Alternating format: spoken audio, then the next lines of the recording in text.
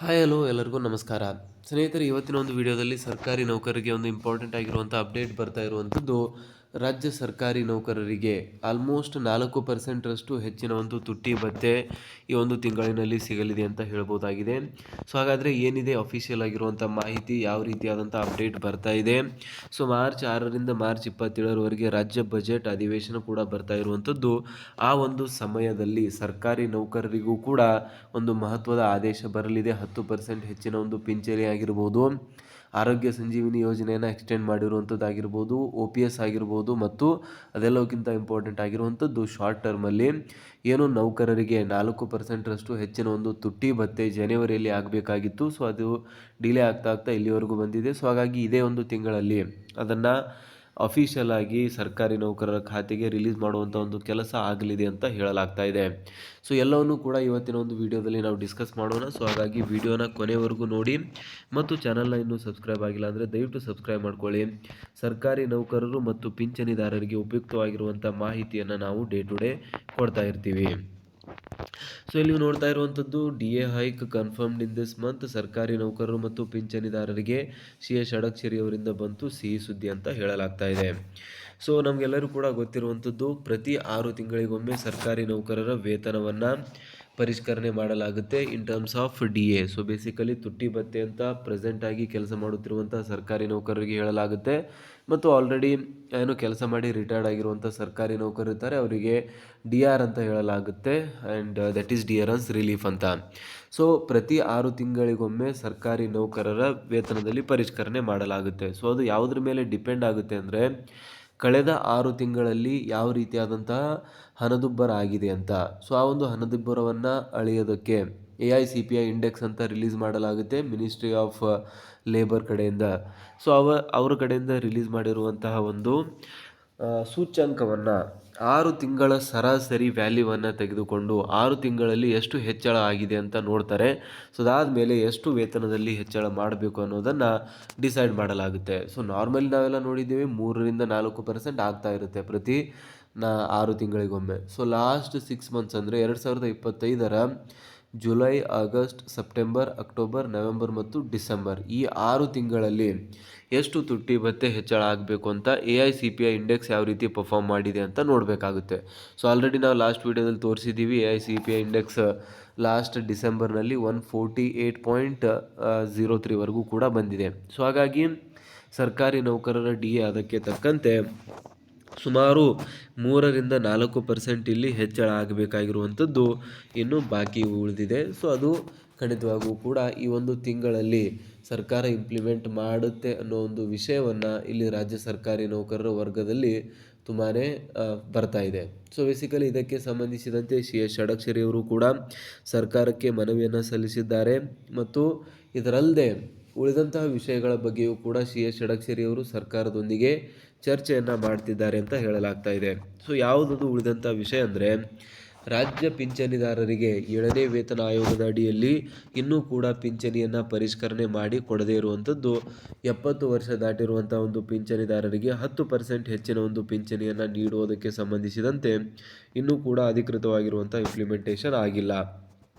So ಹಾಗಾಗಿ ಆ ಒಂದು ಇಂಪ್ಲಿಮೆಂಟೇಷನ್ ಯಾವಾಗ ಆಗುತ್ತೆ ಅನ್ನೋದು ಒಂದು ದೊಡ್ಡ ವಿಷಯವಾಗಿದ್ದು, ಅದಕ್ಕೆ ಸಂಬಂಧಿಸಿದಂತೆ ಕೂಡ CS ಷಡಕ್ಷರಿ ಅವರು CM ಸಿದ್ದರಾಮಯ್ಯನವರನ್ನು ಹಲವಾರು ಬಾರಿ ಭೇಟಿಯಾಗಿದ್ದಾರೆ, ಮತ್ತು CM ಅವರು ಕೂಡ ಅದಕ್ಕೆ ಸಂಬಂಧಿಸಿದಂತೆ ಪಾಸಿಟಿವ್ ಆಗಿ ರೆಸ್ಪಾನ್ಸನ್ನು ಕೊಟ್ಟಿದ್ದು, ತುಂಬ ಬೇಗ ಆ ಒಂದು ವಿಷಯವನ್ನು ಕೂಡ ನಾವು ಇಂಪ್ಲಿಮೆಂಟ್ ಮಾಡಿಕೊಡ್ತೇವೆ.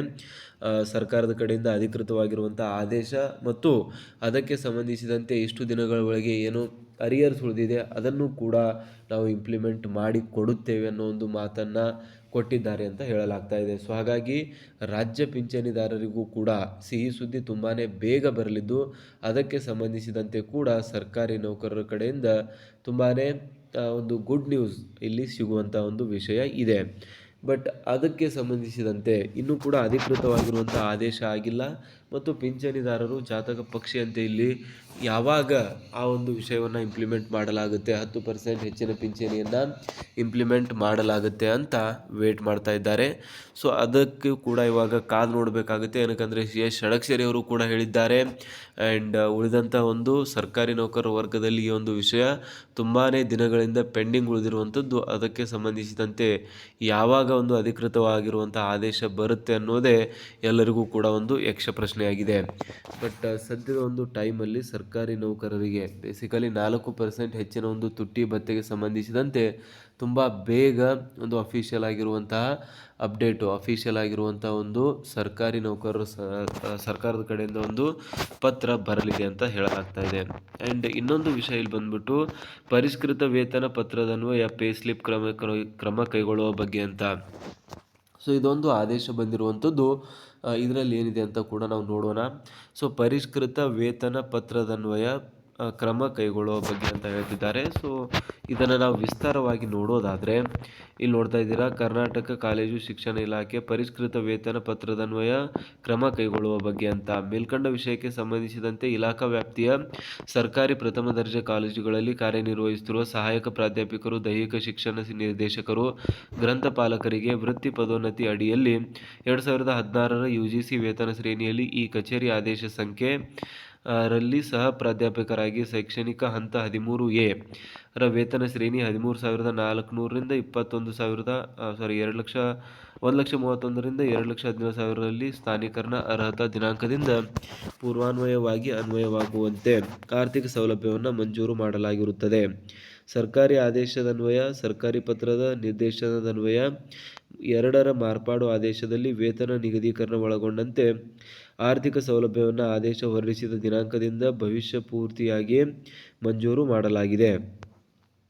ಸದರಿ ಆದೇಶದಲ್ಲಿನ ಕೆಲವರು ಬೋಧಕರು ಕರ್ನಾಟಕ ರಾಜ್ಯ ಆಡಳಿತ ನ್ಯಾಯಮಂಡಳಿಯಲ್ಲಿ ಅರ್ಹತಾ ದಿನಾಂಕದಿಂದ ವೇತನ ನಿಗದೀಕರಣ ಒಳಗೊಂಡಂತೆ ಆರ್ಥಿಕ ಸೌಲಭ್ಯ ನೀಡುವಂತೆ ಅರ್ಜಿ ಸಂಖ್ಯೆ 18481928103412 ಮತ್ತು ದಾಖಲಿಸಿರುವುದರಿಂದ ನ್ಯಾಯಮಂಡಳಿಯ ದಿನಾಂಕ 26/2/2024ರ ತೀರ್ಪಿನನ್ವಯ ಶೈಕ್ಷಣಿಕ ಹಂತ 13A 9,000 AGP ರ ಸ್ಥಾನೀಕರಣ ಆರ್ಥಿಕ ಸೌಲಭ್ಯ ಈ ಕಚೇರಿ ಆದೇಶ ಸಂಖ್ಯೆ ಪ್ರಸ್ತುತ ಕರ್ನಾಟಕ ಉಚ್ಚ ನ್ಯಾಯಾಲಯ ಆಡಳಿತ ನ್ಯಾಯಮಂಡಳಿ ತೀರ್ಪಿಗೆ ಉಲ್ಲೇಖ 4ರಲ್ಲಿ ಮಧ್ಯಂತರ ತಡೆಯಾಜ್ಞೆ ನೀಡಿರುವುದರಿಂದ ನ್ಯಾಯಾಲಯದ ಆದೇಶದನ್ವಯ ಉಲ್ಲೇಖ 12A ರ ಕಚೇರಿಯಲ್ಲಿ ವೇತನ ನಿಗದೀಕರಣ ಒಳಗೊಂಡಂತೆ ಆರ್ಥಿಕ ಸೌಲಭ್ಯವನ್ನು ಆದೇಶ ಹೊರಡಿಸಿದ ದಿನಾಂಕದಿಂದ ಮಂಜೂರು ಮಾಡಿರುವಂತೆ ವೇತನ ಪತ್ರವನ್ನು ಮಹಾಲೇಖಪಾಲಕರು ನೀಡುತ್ತಿರುವುದರಿಂದ ಅದರಂತೆ ಕ್ರಮವಹಿಸಲು ಪ್ರಾಂಶುಪಾಲರಿಗೆ ಕಟ್ಟುನಿಟ್ಟಾಗಿ ತಿಳಿಸಲಾಗಿದೆ. ಸೊ ಏನು ವೇತನ ಸೌಲಭ್ಯವನ್ನು ನೀಡಬೇಕಾಗಿತ್ತು, ಆ ಒಂದು ಪರಿಷ್ಕೃತ ವೇತನ ಸೌಲಭ್ಯವನ್ನು ನೀಡುವಂತೆ ಇಲ್ಲಿ ಪ್ರಾಂಶುಪಾಲರಿಗೆ ಕಟ್ಟುನಿಟ್ಟಾಗಿರುವಂಥ ಒಂದು ಆದೇಶವನ್ನು ಇಲ್ಲಿ ನೀಡಲಾಗಿದೆ. ಮುಂದುವರೆದು ಉಲ್ಲೇಖ 5 ಮತ್ತು 8ರವರೆಗಿನ ಈ ಕಚೇರಿಯ ಮಾರ್ಪಾಡು ಆದೇಶಗಳನ್ವಯ ಮಹಾಲೇಖಪಾಲಕರು ನೀಡಿರುವ ಪರಿಷ್ಕೃತ ವೇತನ ಪತ್ರದನ್ವಯ ಕ್ರಮವಹಿಸಲು ಸಹ ತಿಳಿಸುತ್ತಾ, ತಪ್ಪಿದ್ದಲ್ಲಿ ಸಂಬಂಧಪಟ್ಟ ಪ್ರಾಂಶುಪಾಲರು ಮತ್ತು ಬೋಧಕರ ವಿರುದ್ಧ ಶಿಸ್ತು ಕ್ರಮ ಕೈಗೊಳ್ಳಲಾಗುವುದೆಂದು ತಿಳಿಸಲಾಗಿದೆ. ಪ್ರಸ್ತುತ ಉಲ್ಲೇಖ 2, 5 ಮತ್ತು 8ರ ಆದೇಶಗಳಲ್ಲಿನ ಹಲವು ಬೋಧಕರು, ಗ್ರಂಥಪಾಲಕರು, ದೈಹಿಕ ಶಿಕ್ಷಣ ನಿರ್ದೇಶಕರು ಶೈಕ್ಷಣಿಕ ಹಂತ 14ರ ಸ್ಥಾನೀಕರಣ ಮಂಜೂರಾತಿ ಸಂಬಂಧ ಆಯ್ಕೆ ಸಮಿತಿ ಸಂದರ್ಶನದಲ್ಲಿ ಪಾಲ್ಗೊಂಡಿದ್ದು, ಸದ್ಯದಲ್ಲೇ ಸ್ಥಾನೀಕರಣ ಆದೇಶ ಹೊರಡಿಸಲಿದ್ದು, ತದನಂತರದಲ್ಲಿ ಮಹಾಲೇಖಪಾಲರ ಹಂತದಲ್ಲಿ ವೇತನ ನಿಗದೀಕರಣಕ್ಕೆ ಅಡಚಣೆಯಾಗುವ ಸಂಭವವಿರುವುದರಿಂದ ಮಹಾಲೇಖಪಾಲರ ವೇತನ ಪತ್ರದನ್ವಯ ಕ್ರಮವಹಿಸಿ ಈ ಕಚೇರಿಗೆ ವರದಿ ನೀಡಲು ಮತ್ತೊಮ್ಮೆ ತಿಳಿಸಲಾಗಿದೆ. ಆಯುಕ್ತರು, ಕಾಲೇಜು ತಾಂತ್ರಿಕ ಶಿಕ್ಷಣ ಇಲಾಖೆ ಇವರಿಗೆ ಸಂಬಂಧಪಟ್ಟ ಪ್ರಥಮ ದರ್ಜೆ ಕಾಲೇಜು ಪ್ರಾಂಶುಪಾಲರು, ಬೋಧಕರಿಗೆ. ಸೊ ಇದಿಷ್ಟಾಗಿತ್ತು ಒಂದು 3 ಇಂಪಾರ್ಟೆಂಟ್ ಆಗಿರುವಂಥ ಅಪ್ಡೇಟ್ಸ್ಗಳು. 4% DA ಹೆಚ್ಚಳ ಮೊಟ್ಟ ಮೊದಲನೇದಾಗಿರುವಂಥ ಅಪ್ಡೇಟ್ ಆಗಿದೆ. 10% ಹೆಚ್ಚಿನ ಪಿಂಚಣಿಗೆ ಸಂಬಂಧಿಸಿದಂತೆ CS ಷಡಕ್ಷರಿಯವರು ಕಾನ್ಸ್ಟೆಂಟ್ ಆಗಿ ಸರ್ಕಾರದ ಜೊತೆ ಮಾತುಕತೆಗಳನ್ನು ನಡೆಸ್ತಾ ಇದ್ದಾರೆ. ಯಾವಾಗ ಸರ್ಕಾರ ಅದನ್ನು ಇಂಪ್ಲಿಮೆಂಟ್ ಮಾಡುತ್ತೆ ಅಂತ ಪ್ರೆಷರನ್ನು ಹಾಕ್ತಾ ಇರುವಂಥದ್ದು. ಸೊ ಅದಾದಮೇಲೆ 2026ರ ಮಾರ್ಚ್ 6ರಿಂದ ಮಾರ್ಚ್ 27ರವರೆಗೆ ರಾಜ್ಯ ಬಜೆಟ್ ಅಧಿವೇಶನ ನಡೀತಾ ಇದ್ದು, ರಾಜ್ಯ ಸರ್ಕಾರಿ ನೌಕರರಿಗೆ ಆ ಒಂದು ಬಜೆಟ್ನಲ್ಲಿ OPSಗೆ ಸಂಬಂಧಿಸಿದಂತೆ ಒಂದು ಗುಡ್ ನ್ಯೂಸ್ ಕೂಡ ಸಿಗಲಿದೆ ಅಂತ ಹೇಳಲಾಗ್ತಾ ಇದೆ. ಏನಾದರೂ ಅದಕ್ಕೆ OPSಗೆ ಸಂಬಂಧಿಸಿ ಸಿಕ್ಕರೆ ಈ ಒಂದು ಬಜೆಟಲ್ಲಿ OPSಗೆ ಹಣವನ್ನು ಕೂಡ ತೆಗೆದಿಡಬಹುದು ಅನ್ನೋ ಒಂದು ಮಾಹಿತಿಯನ್ನು ಹೇಳಲಾಗ್ತಾ ಇದೆ. ಸೊ ಹಾಗಾದರೆ ಸರ್ಕಾರಿ ನೌಕರರಿಗೆ 3 ಬಂಪರ್ ಕೊಡುಗೆಗಳು ಈ ಮುಂದಿನ ಕೆಲವು ದಿನಗಳಲ್ಲಿ ವೇಟ್ ಮಾಡ್ತಾ ಇವೆ ಅಂತಲೇ ಹೇಳ್ಬೋದಾಗಿದೆ. ಸೊ ಇದಕ್ಕೆ ಸಂಬಂಧಿಸಿದಂತೆ ನಿಮಗೇನು ಅನಿಸುತ್ತೆ ದಯವಿಟ್ಟು ಕಮೆಂಟಲ್ಲಿ ತಿಳಿಸಿ. ಮತ್ತು ಚಾನಲ್ನ ಇನ್ನೂ ಸಬ್ಸ್ಕ್ರೈಬ್ ಆಗಿಲ್ಲ ಅಂದರೆ ದಯವಿಟ್ಟು ಸಬ್ಸ್ಕ್ರೈಬ್ ಮಾಡ್ಕೊಳ್ಳಿ. ಸರ್ಕಾರಿ ನೌಕರರು ಮತ್ತು ಪಿಂಚಣಿದಾರರಿಗೆ ಉಪಯುಕ್ತವಾಗಿರುವಂಥ ಮಾಹಿತಿಯನ್ನು ನಾವು ಡೇ ಟು ಡೇ ಕೊಡ್ತಾ ಇರ್ತೀವಿ. ಸೊ ಸಿಗೋಣ ಸ್ನೇಹಿತರೆ ಮುಂದಿನ ಒಂದು ವಿಡಿಯೋದಲ್ಲಿ. ಜೈ ಹಿಂದ್, ಜೈ ಕರ್ನಾಟಕ.